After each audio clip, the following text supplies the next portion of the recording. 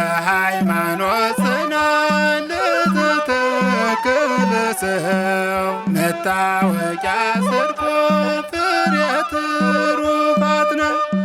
ሰነፍ በእምነት ብቻ ብርቱም በምግባር እድናለው የሚል ከቶ ከሰው አይኑ እምነትና ምግባር የተባበሩለት ልዑል ነው ክቡር በአገር ሰማያዊ።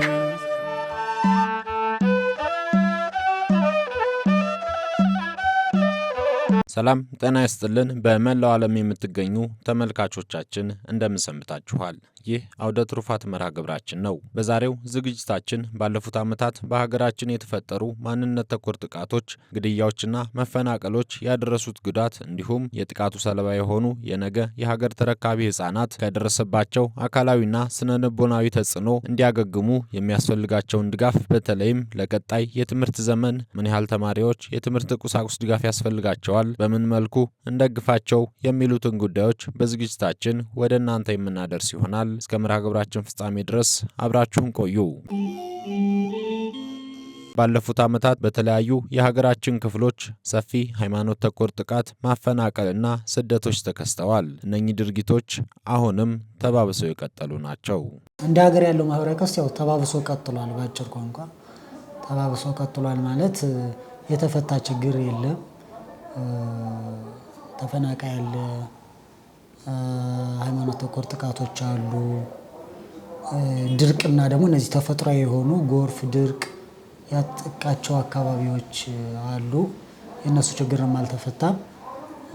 ስለዚህ ማህበራዊ ቀውሶቹ ባሉበት ቀጥለዋል። በተለይ ደግሞ በቅርብ ወራት በአርሲ እንዲሁም በሐረርጌ በተፈጸሙ ጥቃቶች ለተጎዱና ለችግር ለተጋለጡ ምዕመናን ማህበረ ቅዱሳን ምን አይነት ድጋፎችን አደረገ ስንል በማህበረ ቅዱሳን ሙያ ማህበራዊና ኢኮኖሚያዊ አገልግሎት ምክትል ዳይሬክተር የሆኑትን ዲያቆን ንጉሴ ባለው ጊዜን አነጋግረናል። ጥሩ። ያው እንግዲህ እንደሚታወቀው የማህበራዊ ቀውሶቹ ወይም ማህበራዊ ቀውስ ብለን እንደ ማህበረ ቅዱሳን ከምንጠራቸው አንዱ ያው ሃይማኖት ተኮር ጥቃቶች ወይም ደግሞ ከሃይማኖት ጋር የተያያዙ ቤተክርስቲያን ኦርቶዶክሳዊና ቤተክርስቲያን የሚጠቁባቸው አካባቢዎች አሉ። ሊትራሊ አንዱ አንተም እንዳነሳው አርሲ ነው። አርሲ እንግዲህ አርሲ ምስራቅ ምዕራብ የሚባላለው በሀገረ ስብከት ስናየው አርሲ አሁን ብዙ ሰው ህሊና ውስጥ ያለው የምስራቅ አርሲ በተለምዶ የምንለው ማለት ነው። እንግዲህ እዛ ባሉ ወረዳዎች ላይ ተደጋጋሚ ችግሮች ነው ያሉት። በተለይ አሰኮ፣ ነሽርካ፣ ነሆንቆሌዋቤ ሌሎችም ወረዳዎች በተደጋጋሚ የክርስቲያኖች ላይ ችግሮች እየደረሱ ወይም ጥቃቶች እየደረሱ ነው ያለው። እዛ አካባቢ ማህበረ ቅዱሳን አቅሙ የፈቀደውን ድጋፍ ለማድረግ ሲሞክር ነው የነበረው። መሞከራ ብቻ ሳይሆን ድጋፎች እያደረገ ነው የሚገኘው። ባለፉት በሰኔ ወር ውስጥ በተለይ አርሲ አሰኮ ወረዳ ግንቦት 23 22 አካባቢ ለተጠቁ ወይም ጉዳት ለደረሰባቸው ወገኖቻችን ድጋፍ አድርገናል። እዛ አካባቢ እንግዲህ እንደሚታወቀው ብዙ ሰው በይፋ የሰማው ችግር አለ። አሰኮ ላይ ወደ 443 አካባቢ አባወራዎች በተለያየ ደረጃ ጉዳት ደርሶባቸዋል። አሁንም ቢሆን ተበታትነው በተለያየ መንገድ ተፈናቅለው ነው የሚገኙት። ናወይዴ ለነዛ ወገኖች ማህበረ ቅዱሳን ወደ 100 ኩንታል የጤፍ ዱቄት ድጋፍ አድርጓል። ያው ምግብ ስለሆነ ቢያንስ በልተው ማደር ስላለባቸው ቅድሚያ የሚሰጠውና የባሰበት ችግር እሱ ስለሆነ እሱን ድጋፍ አድርገናል። በተመሳሳይ ወደ ምዕራብ ሐረርጌ ደግሞ እነዚህ መቻራ፣ ዶባ፣ አሰቦት የሚባሉ አካባቢዎች ብዙ ሰው ያውቃቸዋል። አሰቦት ገዳም እንግዲህ ገዳማውያን ከጣዕመ ዓለም ርቀው በንጽህና ቤተክርስቲያንና እግዚአብሔርን የሚያገለግሉ መነኮሳት ናቸው በየጊዜው ጥቃት የሚደርስባቸው። አሰቦት ደብረ ወገግ ቅድስት ስላሴ ገዳም ያው ብዙ ጊዜ የምናየው የምንሰማው ነው። የኦርቶዶክሳውያን ጥቃት ከዓለም የሸሹትን ገዳማውያንን እንኳ ጥቃት እያደረገ ነው ያለው ወይም ደግሞ ታርጌት እያደረገ ነው ያለው። እንግዲህ ሰው በዓለም ሲኖር እንደው የዓለም አካል ነው። በዓለም ኢኔሴንስ እንደ ማንኛውም ምዕመን ሲኖር እንደው ለችግር የተጋለጠ ነው ወይ ደግሞ ኦርቶዶክሳውያን እንዲጠቁበት ምክንያት የሚሆነው ታውት ወይም ምንድነው ናሬሽን ትርክት ምክንያት ሊደረግ ይችላል። ገዳም ላይ ግን እንዳው እውነት ለመናገር ግን ይሄን ያክል የኦርቶዶክሳውያን ጥቃት ገዳም ድረስ ነው ሄደው። ምዕመናን ብቻ አይደለም እየተጠቁ ያሉ፣ ገዳም ድረስ ተከትሏቸው እየሄደ ነው ገዳማት እየተጠቁ ያሉ። ገዳማውያን መነኮሳት ቤተክርስቲያኒትን የሚመሩ ገዳማትን የሚመሩ አካላት ሁሉ እየተጠቁ ነው ያለውና አሰቦት በዛ መንገድ ጥቃት እየደረሰበት ያለ ገዳም ነው። በተደጋጋሚ ሚዲያው ላይ በማህበረሰብ ሚዲያም በሌሎች ሚዲያዎችም በማህበራዊም በሚኒስትር ሚዲያውም ስለ አሰቦት ብዙ ጊዜ ተደጋግሞ ተነግሯል። እዛ አካባቢ ደግሞ ኦርቶዶክሳውያን አሉ በገዳሙ ዙሪያ የሚኖሩ፣ ለነሱም ድጋፍ አድርገናል። ሌላው ዶባ ነው። ያው ዶባ እንግዲህ በተመሳሳይ ችግር ከተጠቁ አካባቢዎች አንዱ ነው። እነዚህ ሶስቱ ቦታዎች ምዕራብ ሐረርጌ ውስጥ ያሉ አሰቦት፣ መቻራና ዶባ ድጋፍ አድርገናል። እንግዲህ ለነዚህ ለሁለት ቦታዎች ባለፉት ወራት በዚህ በቅርብ በሰኔና ሐምሌ ውስጥ እንኳ ብቻ ወደ 3.2 ሚሊዮን ብር አካባቢ ማህበረሰቡ ወጪ አድርጓል። ምክንያቱም ኦርቶዶክሳውያን ቢያንስ በልተው የዕለት ምግብ አግኝተው ነፍሳቸው እንዲያሳድሩ ለማድረግ ነው። የመጨረሻ የሆነውን ሚኒመም የሆነውን ድጋፍ ነው እያደረግን ያለው። ማህበረ ቅዱሳን ከሚያደርጋቸው ጊዜያዊ ድጋፎች በተጨማሪ በየዓመቱ በአቅም ማነስ ምክንያት የትምህርት ቁሳቁስ ማሟላት ላልቻሉ ተማሪዎች የሚያስፈልጋቸውን የትምህርት ቁሳቁስ በማሟላት ትምህርታቸውን እንዲከታተሉ ማድረግ ነው። የትምህርት ቁሳቁስ ድጋፍ የሚደረግላቸው ተማሪዎችና አካባቢዎች በምን መስፈርት ይመለመላሉ ስንል በማህበረ ቅዱሳን ሙያ ማህበራዊና ኢኮኖሚያዊ አገልግሎት የማህበራዊ ዋና ክፍል ምክትል ኃላፊ የሆኑትን አቶ አእምሮ አወቀን አነጋግረናል። እንግዲህ ማህበረ ቅዱሳን ባለፉት ዓመታት በልዩ ልዩ ሀገራችን ክፍሎች በሰው ሰራሽና ሰብአዊ ቀውስ ምክንያት ጉዳት ደርሶባቸው ለመማር አቅም ለሚያንሳቸው ተማሪዎች የትምህርት ቁሳቁስ ድጋፍ ሲያደርጉ ቆይቷል። ይህ ድጋፍ በዚህ ዓመትም በመጪው የ2019 ዓመተ ምህረት የትምህርት ዘመን ተጠናክሮ የሚቀጥል ይሆናል። ይህን ድጋፍ ለማድረግ ቦታዎችንና ተማሪዎችን የምንመርጥበት መስፈርት አዘጋጅተናል። እንግዲህ ድጋፍ የሚደረግላቸውን ቦታዎች ለመወሰን መስፈርቶች ተዘጋጅተው ነው ምርጫ የሚካሄደው። በእርግጥ አሁን ባለንበት ሰዓት በሁሉም አካባቢዎች ድጋፍ ቢደረግ ጥሩ ነበር ካለው ቀውስ እና ችግር አንጻር። ነገር ግን አቅማችን አይፈቅድም። ለዚህ ደግሞ አቅማችን በፈቀደ መጠን ድጋፉን ለማድረግ ማዕከላትን በመስፈርት መለየት አስፈልጓል። በዋናነት ቦታዎች ወይም ማዕከላትን የምንመርጥበት መስፈርት የመጀመሪያው በተደጋጋሚ የማንነትና የሃይማኖት ጥቃት የሚደረግባቸው አካባቢዎች አሉ። በእኒህ አካባቢዎች ወላጆች አጡ ምናምን ስለሚበዙ አንዱ ዋና ተደርጎ የሚወሰደው ይህ ነው። ከዛ ውጭ ለብዙ ጊዜ በሌሎች ቤተ እምነቶች ተጽዕኖ የሚደርስባቸው በሌሎች ጥቅም ተጽዕኖ የሚደርስባቸው አካባቢዎች አሉ። ከዚህ ጋር በተገናኘ አዳዲስ አማንያን የሚካተቱ ናቸው። ለምሳሌ በጠረፋማው የሀገራችን ክፍል በአዲስ ጥምቀትን ክርስትናን የሚያገኙ ተማሪዎች ያሉባቸው አካባቢዎች አሉ። እኒህም አካባቢዎች ይወሰዳሉ። ሶስተኛው ጦርነት፣ የሰላም እጦትና አለመረጋጋት ያለባቸው አካባቢዎች ናቸው። ከዛ ውጭ ደግሞ በተፈጥሮ አካባቢው ዝናብ የማያገኝባቸው በተቃራኒ ደግሞ ድርቅ፣ የዝናብ እጦት ያለባቸው አካባቢዎች አሉ። ወደ ሰሜኑ ዋግኽምራ አካባቢ ስትሄድ ይህን ትግራይ አካባቢ በእኒህ የሚገለጹ አካባቢዎች አሉ። ሌላው ለረጅም ጊዜ ተፈናቃዮች የቆዩባቸው ቦታዎች አሉ። በሀገራችን በሁሉም አካባቢ በሚባል ደረጃ እየተፈጠረ ባለ ሰብአዊና ማህበራዊ ቀውስ ምክንያት ቀያቸው ለቀው የሚፈናቀሉ ወገኖቻችን በርካታ ናቸው። ለዚህ ደግሞ ለጊዜያዊ መቆያ በሚል የተፈናቃይ ጣቢያ ኖሯቸው ለምሳሌ ደብረ ብርሃን አካባቢና ያሉት ወደ ወልዲያ፣ ደሴ መሰል በሰሜኑ እና ሰሜን ምዕራብ የሀገራችን ክፍል ከፍተኛ ቁጥር ያላቸው ተፈናቃይ ወይም የተፈናቃዮች ጣቢያዎች አሉ። እነዚህ እንደ መስፈርት አድርገን የቦታዎች የምንመርጥባቸው ናቸው። ቦታዎች በኒህ መስፈርቶች ከተመረጡ በኒህ ቦታዎች ስር ያሉ ተማሪዎች እንዴት ይመረጣሉ ለሚለው ደግሞ ያም በራሱ ቁጥሩ ከፍተኛ ስለሚሆን መስፈርት ማዘጋጀት አስፈልጓል። የመጀመሪያው የሚሆነው ሁለቱንም ወላጆቻቸውን በጦርነት ወይም በሃይማኖታዊ መሰል ጥቃት ምክንያት ያጡና ረዳት የሌላቸው ይሆናሉ። ለዚህ ደግሞ ማስረጃ በቀጣይ ለመንዘረዘራቸው እና ለዚህም ከሚመለከታቸው አካላት በቂ መረጃና ማስረጃ ያስፈልጋል። ለዚህ ችግር ተጋላጭ የመሆናቸው ማለት ነው።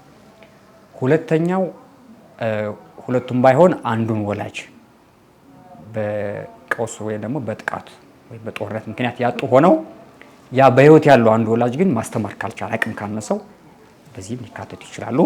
ሶስተኛው የሚሆነው የአካልና የጤና ጉዳት ያለባቸው ከሆነ በተለይም ወላጆቻቸው መስራት ማይችሉ የጤና ከፍተኛ አካልና የጤና ችግር ካለባቸው ሰርተው ማስተማር አይችሉም። ስለዚህ ተመራጭ ያደርገዋል ማለት ነው። ከዛ ውጭ ተማሪዎች ራሳቸው ደግሞ የከፍተኛ የጤናና የአካል ጉዳት ካለባቸው ወይ ወላጆቻቸው ረዳት ማነስ እንደተጠበቀ ሆኖ ማለት ነው። እሱም ሌላው መስፈርት ይሆናል። ሌላው በተለያዩ ሀገራት አካባቢ ቀውሶች ምክንያት ያው ተፈናቅለው በየመጠለያ ጣቢያው የሚገኙ እና የመማር እድል ያላገኙ ተማሪዎች አሉ። በአቅም ማነስ ቅድም ቦታዎች ላይ ስንጠቅስ እንደነበረው ለተማሪዎችም ይህ ይሰራል። በተፈናቃይ ጣቢያ ያሉ ተማሪዎች ቢቻል ሙሉ በሙሉ የድሉ ተጠቃሚ ቢሆኑ ጥሩ ይሆናል ማለት ነው። እንዲሁም ደግሞ ቤተሰቦቻቸው በሃይማኖት እና በማንነት ጥቃት ምክንያት ንብረታቸው ይወድማል። ታዲያ እነዚህ ንብረታቸው የወደመባቸው ወላጆች ማስተማር ስለማይችሉ ይህ ሌላው መስፈርት ነው። የአዳዲስ አማንያን ልጆች ሆነው በልዩ ልዩ የእምነት ተከታይ አካላት ተጽዕኖ የሚደርስባቸው ተማሪዎች አሉ። ለምሳሌ የትምህርት ቁሳቁስ ልስጥህና የኔ እምነት ተከታዩን ተብሎ የሚገደዱበት አካባቢ አለ። ከዛ ባለፈ ወላጆቻቸውም ተጽዕኖ ይደርስባቸዋል በቁሳቁስ። እናም ተማሪዎችም በዚህ መሰረት ተጋላጭ የሆኑት ያው በመስፈርቱ መሰረት ይወጥቶላቸዋል ማለት ነው። የመጨረሻው ግን በአንዱ ዘርፍ ብቻ ሳይሆን በሁለቱም ተምረው ሀገርን ቤተክርስቲያንን ለማገልገል ፈቃደኛውን ተማሪዎች አሉ። በአብነትና በዓለማዊ ትምህርታቸው ሁለቱን መማር ፍላጎት ኖራቸው አቅም ማነስ ያለባቸው በጣም ይበረታታሉ። ለእነዚህም ድጋፍ ይደረጋል። ከዚህ በፊት እንዳየነው የአብነት እየተማሩ ጎን ለጎን ዓለማዊ ትምህርት ይማራሉ፣ ግን የአቅም ማነስ ነበረባቸው። ከዚህ አንጻር እኒህን ለማካተት ታሳቢ ተደርጓል ማለት ነው። በዘንድሮ ዓመት ለ2000 ተማሪዎች የትምህርት ቁሳቁስ ድጋፍ ለማድረግ መታቀዱን የገለጹት በማህበረ ቅዱሳን ሙያ ማህበራዊና ኢኮኖሚያዊ አገልግሎት የፕሮጀክትና ገቢ አሰባሰብ ባለሙያ ወይዘሮ ጣይቱ ማስረሻ ለዚህም ከነሐሴ 1 እስከ ጳጉሜን 5 ቀን የሚቆይ ገቢ ማሰባሰቢያ ዘመቻ መጀመሩን ገልጸዋል። እንግዲህ በ2019 የትምህርት ዘመን ከ2000 በላይ ለሚሆኑ ተማሪዎች የትምህርት ቁሳቁስ ድጋፍ ለማድረግ ታስቦ ነው እየተሰራ ያለው።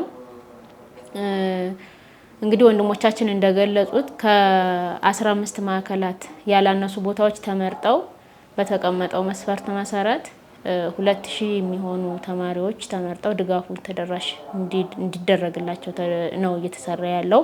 እንግዲህ እነዚህን 2000 ተማሪዎች ድጋፍ ስናደርግ እንግዲህ ለትምህርት የምናውቀው ነገር አለ። ሰው ለመማር ምን ያስፈልገዋል የሚለው ዩኒፎርም ያስፈልገዋል፣ ደብተር ያስፈልገዋል፣ እርሳስና እስክሪብቶ ቦርሳ ያስፈልገዋል ማለት ነው። ይህንን ሙሉ ፓኬጅ ስንሰራው ወጪው ትንሽ ከፍ ያለ በመሆኑ ማህበሩ ሙሉ ሽፋን መስጠት አልቻለም እና ዩኒፎርምን ለጊዜው አቆይተነዋል።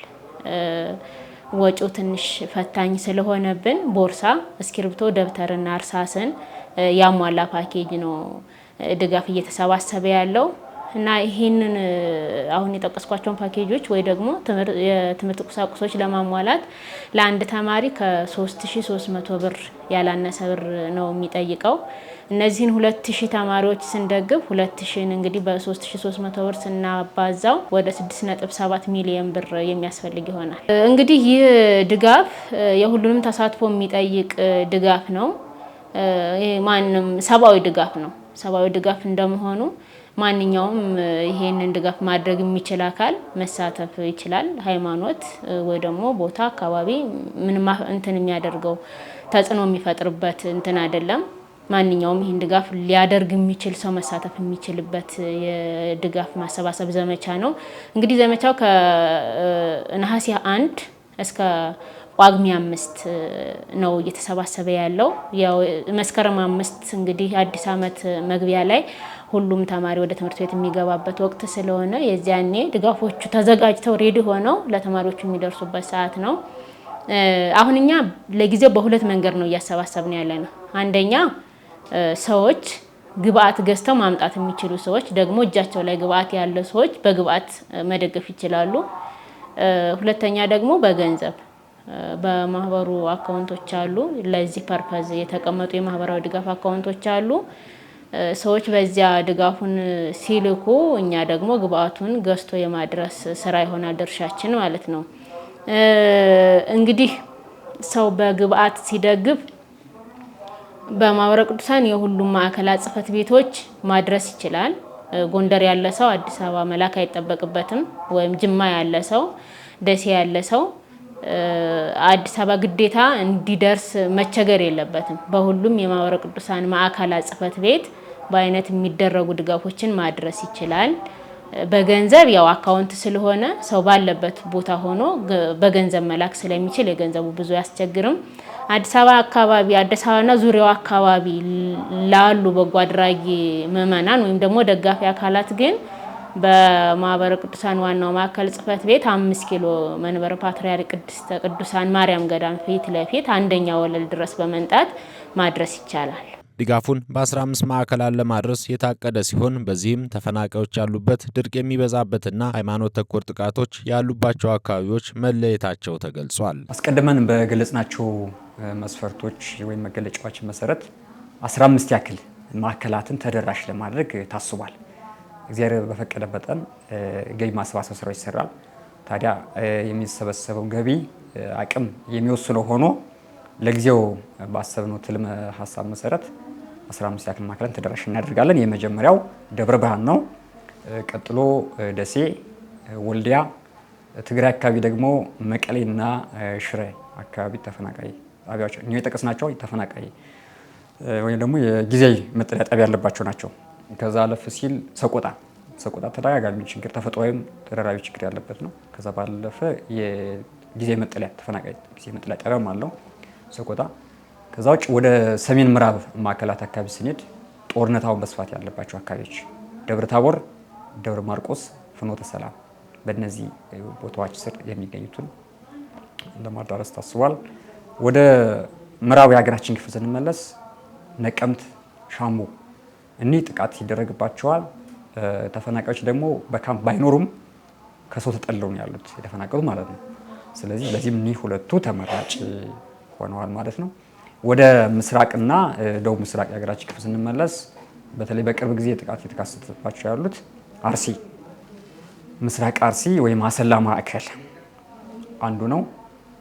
ከዛ ቀጥሎ ያለው ወደ ምስራቁ ክፍል አሰበ ተፈሪውን ጭሮ ማዕከል፣ እዛም በቅርብ አሰቦት መቻር አካባቢ ያው ጥቃት አለ። እኒህ ተካተዋል ከሰብአዊና ማህበራዊ ቀውስ አንጻር ማለት ነው። አዳዲስ አማንያን የሚገኙባቸው ደግሞ በተጨማሪ ወደ ደቡብ የሀገራችን ክፍል የሚገኙት የጅንካና የሆሳና ማዕከል እኒህ ተካተዋል። ሆሳና በተለይ የስልጤ ዞን ወረዳዎች አዳዲስ አማንያን ተጠማቂያን ያሉባቸው ናቸው። ለነሱ ለማድረግ በዋናነት ከምባታው ሳይሆን የስልጤ አካባቢ ለማተኮር ያው ማዕከሉ ሆሳና ተብሎ ስለሚጠራ በዛ ስር ስለሆነ ነው ሆሳናም ተመራጭ የሆኑ ማለት ነው። ስለሆነም እነዚህ የጠቀስናቸው 15 ማዕከላት ተደራሽ ይሆናሉ። የተማሪዎችን እንዲሁ ቁጥር ሽፋን ስንመለከት በእኒህ ማዕከላት የሚገኙ ወደ 2000 ያክል ተማሪዎችን የድጋፍ ተጠቃሚ ለማድረግ ታቅደዋል ማለት ነው። ድጋፍ የማሰባሰብ ዘመቻው በጋራ የሚሰራና የሁሉንም ሰው ሚና የሚጠይቅ በመሆኑ ሁሉም በሚቻለው መንገድ መተባበር እንዳለበት ተገልጿል። ድጋፉ በርብርብ የሚሰራ ስራ ነው። ይህ 6.7 ሚሊዮን ብር ትንሽ ብዙ ብር ነው። ትንሽ ያስቸግራል። በማህበሩ አቅም ብቻ የሚሸፈን አይደለም። እንደ ሌሎች ፕሮጀክቶች ሁሉ ይህንንም ከተባባሪና ከባለድርሻ አካላት ጋር በመሆን ለመስራት ነው የታሰበው። እንግዲህ ይህን ሰብአዊ ድጋፍ ለማድረግ ማንኛውም ግለሰብ ወይ ደግሞ ማህበራት፣ የጽዋ ማህበራት፣ ሰንበት ትምህርት ቤቶች፣ ሌሎች የጉዞ ማህበራት፣ እድር፣ ሰንበቴዎች እንደዚህ በእቁብ በተለያዩ በማህበራዊ ትስስሮች ሁሉ የሚገናኙ ሰዎች ይህን ድጋፍ በጋራ በመሆን መሳተፍ መደገፍ ይችላሉ። እኛም የምንጠብቀው እሱን ነው ማለት ማህበሩ በራሱ አቅም የሚሰራው ስራ ስላልሆነ ሰንበት ትምህርት ቤቶች ለምሳሌ በአመት ይታወቃል። ሁሉም ሰንበት ትምህርት ቤት 10ም 5ም የሚደግፋቸው ልጆች አሉ ይታወቃል። በአጥቢያው አካባቢ ዙሪያ ባሉ ሰዎች ካሉ ሰዎች ይሰበስባል ማለት ነው። ይህንን ምንድነው የታሰበው? አንድ ሰንበት ትምህርት ቤት ለምሳሌ ደሴ አካባቢ 100 ተማሪዎች ቢኖሩን አሁን የተሰበሰበው መረጃ አለ። ከነዚህ ተማሪዎች ውስጥ ቢያንስ እንደው 50ውን ወይ 100ውን የአንድ ሰንበት ትምህርት ቤት ወስዶ መተግበር ይችላል። የማህበሩ ስራ ምንድነው? መረጃ ትራንስሌት ማድረግ፣ ሎጂስቲኩን ወይ ደግሞ የማሰራጨት ስራውን እና ከዚያ ያለውን ደጋፊውንና ተደጋፊውን የማገናኘት ስራ ይሆናል ማለት ነው። ሌሎች እንደዚሁም በተለያዩ ማህበራዊ አገልግሎት የሚገናኙ በስራ ቦታ ሊሆን ይችላል፣ በፋሚሊ ሊሆን ይችላል። የቻለ አንድ ቤተሰብ ለምሳሌ አንድ ተማሪ መደገፍ ይችላል፣ ወይ ደግሞ አንድ ቤተሰብ 10 ተማሪ ሊደግፍ ይችላል። ይህንንም ቅድም እንዳልነው የአንድ ተማሪ ሙሉ ወጪ ልሸፍን ብሎ በአካውንት መላክ ይቻላል። ወይ ደግሞ የአንድ ተማሪ ሙሉ ቦርሳ፣ እስክሪብቶ፣ ደብተር፣ እርሳስ እኔ ችያለሁ ወይ ደግሞ እኔ ገዝቻለሁ ያለም አካል እንደዚሁ እሱንም ይዞ መምጣት ይችላል። ይሄ ሀገር ውስጥ ላሉ ማለት ነው። ምናልባት ይህን መልእክት ከሀገር ውጭም ሆነው የሚከታተሉ ትውልደ ኢትዮጵያውያን ይኖራሉ። ከዚህ በፊትም በጣም ብዙ አካል ተሳትፎበታል። በጣም የብዙ ሰዎች ርብርብ ተጨምሮበት ኦልሞስት ወደ 4500 የሚሆኑ ተማሪዎችን አስተምረናል።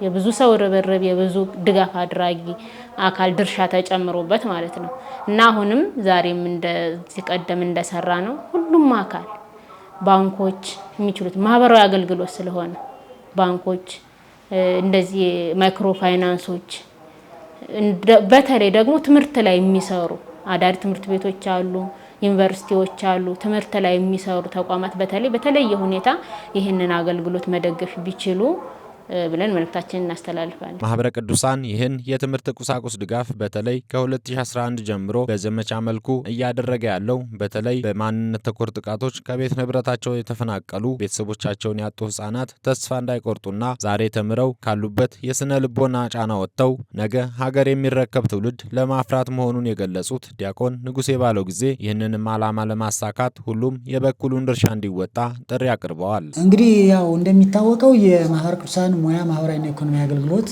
ባለፉት ዓመታት ከ2011 ጀምሮ እንደ ማህበር ከ2011 ጀምሮ በየዓመቱ ሐምሌና ነሐሴ ለትምህርት ቁሳቁስ ፕሮጀክት ፈንድራይዚንግ ይሰራል። ምክንያቱም አሁን ቅድም ችግሮች የተያያዙ ስለሆኑ ሰው ሲፈናቀል፣ ሲሰደድ፣ ሲጠማ፣ ሲራብ አብሮ የሚመጣው ቀውስ አለ። ለምሳሌ አንዱ ይሄ አሁን የምናወራው የትምህርት ቁሳቁስ ድጋፍ ነው። የሚገርመው 2000 ብር 3000 ብር ነው። አሁን በእኛ ፕሮጀክት 3300 ብር ነው የአንድ ተማሪ የትምህርት ቁሳቁስ ወጪ። በአመት ያችን ማግኘት አቅቶት ወይም ደግሞ ያችን 3300 ብር የሚሞላለት አጥቶ ወይም ያችን ድጋፍ የሚሰጧት ወይ ደግሞ ወላጆች አሳዳጊዎቹ ያችን 3000 እና 2000 ብር ባለመኖሯ ምክንያት ትምህርት ቤት የማይሄዱ ታዳጊዎች ህፃናት ብዙ ናቸው ኢትዮጵያ ላይ። በተለይ ደግሞ ቅድም ባልኩት ማህበራዊ ቀውሶቹ በበረቱባቸው አካባቢዎች ሰሜን ኢትዮጵያም፣ ደቡብ ኢትዮጵያም፣ ምዕራብ ኢትዮጵያም፣ ምስራቅ ኢትዮጵያም። ስለዚህ ተፈናቃይ ሰው ሲፈናቀል ካምፕ ላይም ሆኖ የመማር እድል ካገኘ መማር አለበት።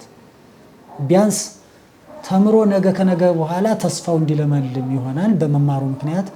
እሱ ብቻ አይደለም፣ ካምፕ ውስጥ ከሚውል አንድ ህፃን ሂዶ ቢማር ትራውማቲክ የመሆን ቴንደንሲ ይቀንሳል።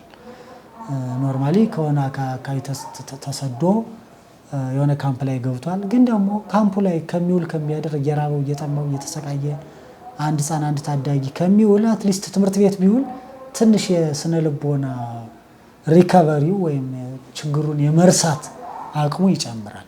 በዛ ምክንያት ማህበረ ቅዱሳን ፕሮጀክቶችን እየቀረጸ በካምፕ ውስጥ ላሉትም ከካምፕ ውጭ ከዲፒ ካምፕ ውጭ ላሉት ከተፈናቃይ ካምፕ ውጭ ላሉት ካምፕ ውስጥ ላሉት ልጆች የትምህርት ቁሳቁስ ድጋፍ ሲያደርግ ነው የቆየው።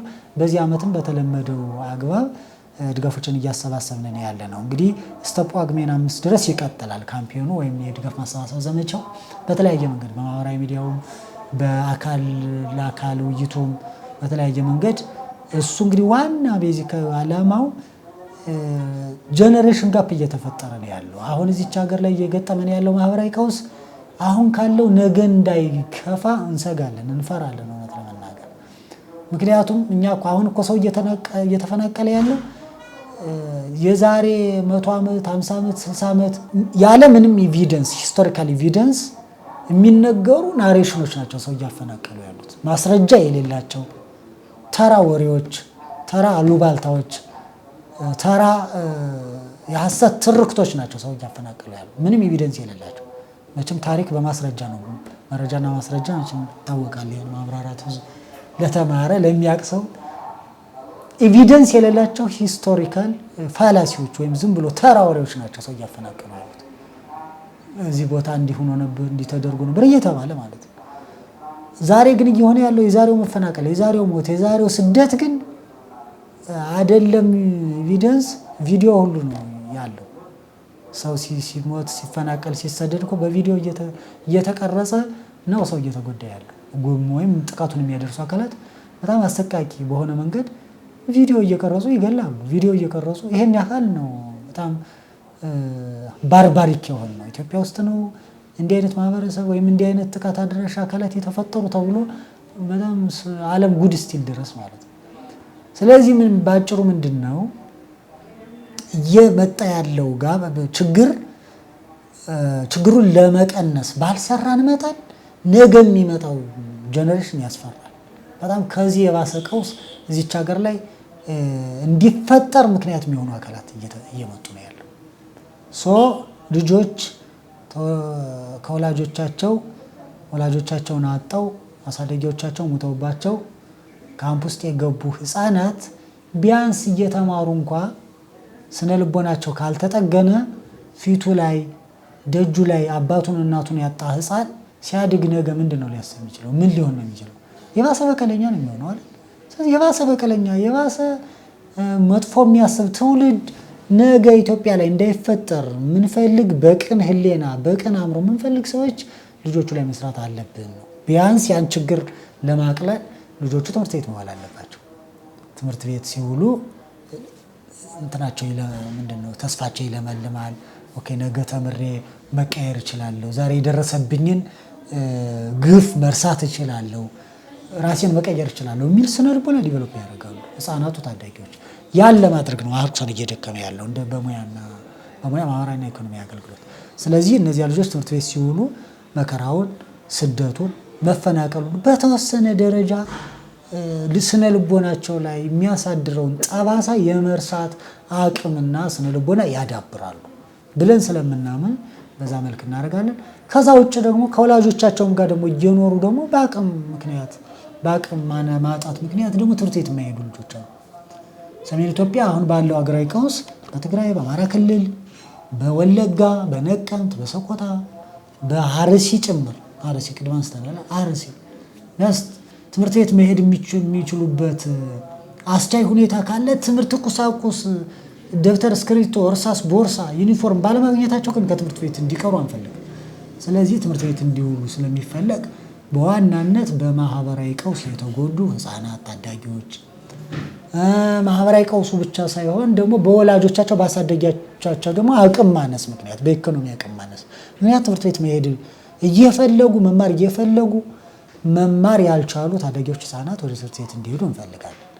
ይሄ ደግሞ ለማህበረ ቅዱሳን የማህበራዊ አገልግሎት ኃላፊነቱን እየተወጣ ያለበት አንዱ መንገድ ስለሆነ ማንኛውም ተቋም በዚህ ድጋፍ ላይ ቢሳተፍና አብረን የምንችለውን ያክል ቢያንስ 3000 4000 ተማሪ በዚህ ዓመት ወደ ትምህርት ቤት እንዲሄድ ብናደርግ ብዙ ችግር ማቅለል እንችላለን ብሎ አስቦ ነው ማርክሳን ይህንን ስራ እየሰራ ያለው። ይህን ዓላማ የምትደግፉና መርዳት የምትፈልጉ የተወደዳችሁ ተመልካቾቻችን በአካል በሁሉም የማህበረ ቅዱሳን ማዕከል ጽሕፈት ቤቶች እና በገንዘብ ደግሞ በእነኚህ የሂሳብ ቁጥሮች ገቢ ማድረግ የምትችሉ መሆኑን ልናሳውቃችሁ እንወዳለን። ለዛሬ በዚህ አበቃን። ቀጣይ ሳምንት በሌላ ርዕሰ ጉዳይ እስክንገናኝ ድረስ ቸር ሰንብቱ።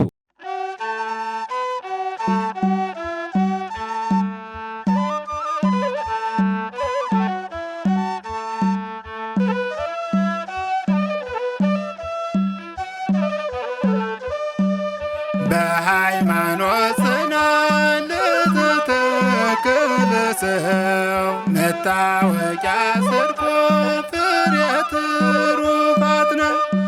ሰነፍ በእምነት ብቻ ብርቱም በምግባር እድናለው የሚል ከቶ ከሰው